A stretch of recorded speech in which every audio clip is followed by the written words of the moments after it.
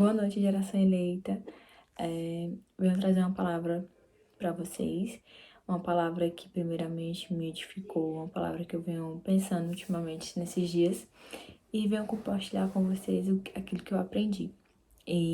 Começa em Mateus 26, a partir do versículo 14, que diz então: Então um dos 12, chamado Judas Iscariotes, foi ter com os princípios dos sacerdotes e disse: Quem queres me dar, e eu vos entregarei? E eles pensaram 30 moedas de prata. E desde então buscava oportunidade para o entregar. E também lá em Lucas 22, 54, que diz: Então, prendendo, o levaram e meteram em casa do sumo sacerdote, e Pedro seguiu de longe. E havendo-se acendido fogo no meio do pátio, estando todos sentados, assentou-se Pedro entre eles, e como certa criada, vendo estar sentado ao fogo, pusesse os olhos nele, disse: Esse também estava com ele. Porém ele negou, dizendo: Mulher, não o conheço. E um pouco depois, vendo o outro, disse: Tu és também deles.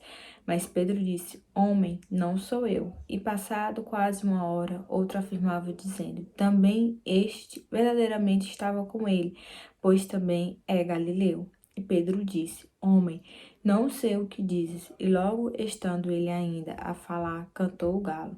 E virando-se o Senhor, olhou para Pedro, e Pedro lembrou-se da palavra do Senhor, como lhe havia dito: Antes que o galo cante hoje, me negarás 3 vezes. E saindo Pedro para fora, chorou amargamente. Uma vez eu estava a conversar com meu pai sobre justamente essa história e o que é que tem em comum entre Judas e Pedro. Eram discípulos de Jesus, a qual Jesus estavam discipulando para o Evangelho. Mas o que é que tem mais em comum é que todos os dois negaram a Cristo, tanto Judas e tanto Pedro.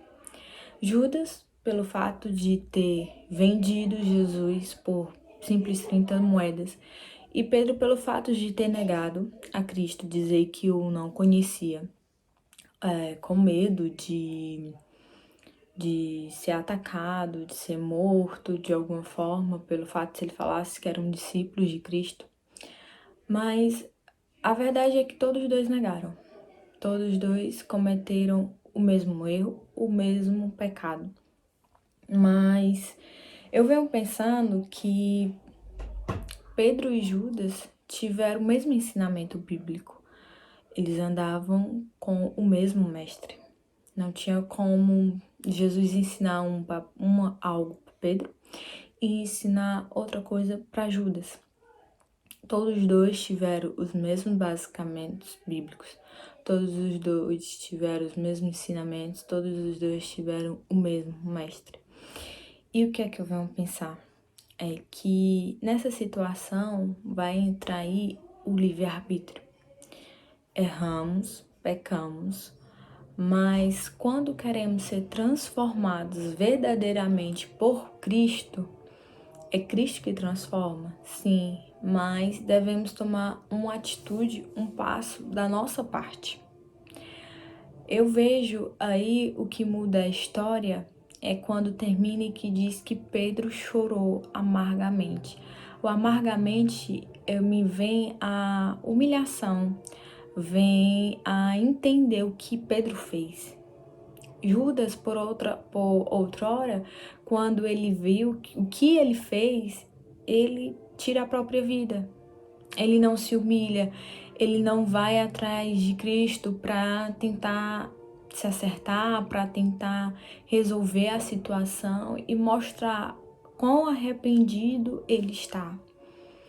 E muitas das vezes assim somos nós, erramos, pecamos, mas não tem o estalar de dedo na nossa mente de se humilhar, de chorar amargamente.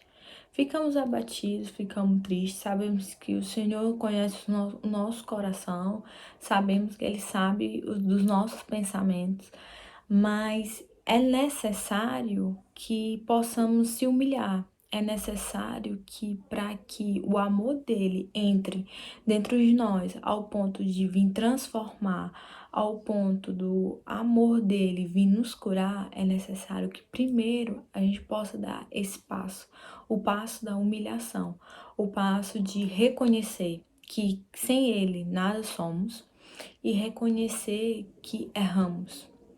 Porque Judas reconheceu que ele errou, mas ele não se humilhou. Ele tirou a própria vida porque ele não, na hora que ele viu o que ele fez, ele percebeu do tamanho a besteira que ele tinha feito e para ele achou que não teria reconciliação.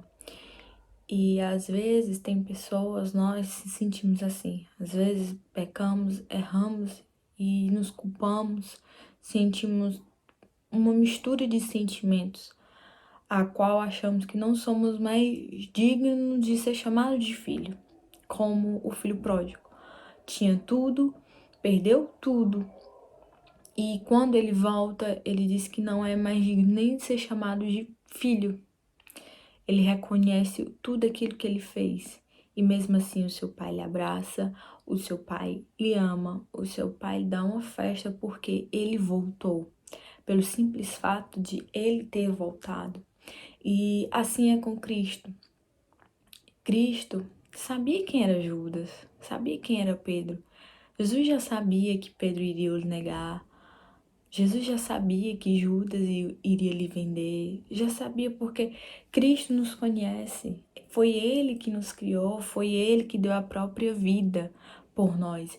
Então, Ele nos conhece verdadeiramente. Ele sabe das minhas falhas, Ele sabe de tudo aquilo que eu sou capaz e de tudo aquilo que eu não sou capaz. Cristo nos conhece mais do que qualquer pessoa, mais do que nós mesmos, porque foi Ele que nos criou. Somos criação dele. Não tem quem nos conheça melhor do que o nosso próprio Criador. Não tem quem conheça algo que não seja o próprio que criou, que o próprio gerou. Não tem como alguém conhecer mais um filho do que a própria mãe que o gerou. Então, o Senhor conhece as nossas fraquezas, conhece o que vem no nosso coração. Então, se abra com Cristo, se reconcilie, volte para Cristo. Que você, se você se encontra em um momento que esteja se sentindo assim, cabisbaixo, achando que não tem mais solução, faça como Pedro. Chore, chore amargamente, se reconcilie, volte atrás, peça desculpa.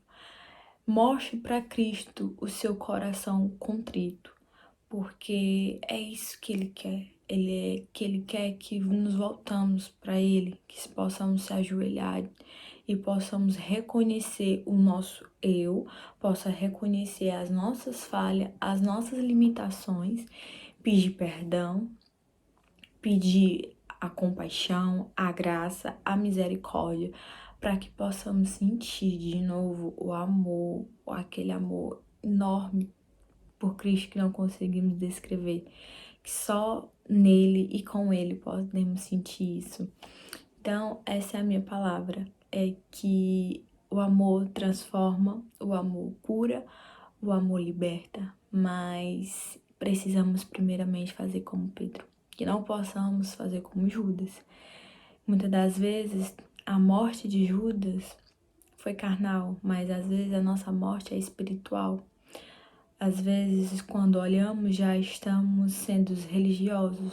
O tempo vai passando, as coisas vão acontecendo, vemos que erramos, que pecamos, mas não voltamos de fato para Cristo. Vamos à igreja, vamos ao culto, mas está frio, está gelado, você não consegue sentir a presença de Deus, você não consegue entrar no nível de intimidade maior com Ele, você não consegue ter uma constância com Cristo como gostaria de ter, e não consegue ter um crescimento espiritual. E às vezes, o motivo disso tudo é uma morte espiritual. Então, que não podemos morrer espiritualmente, não. Que possamos estar forte, firme na palavra do Senhor, no caminho que é Ele. E para isso, necessitamos chorar como Pedro chorou. Então, essa é a minha palavra. Espero que tenha enriquecido a vida de cada um que tá assistindo. Então, é isso. Então, boa noite.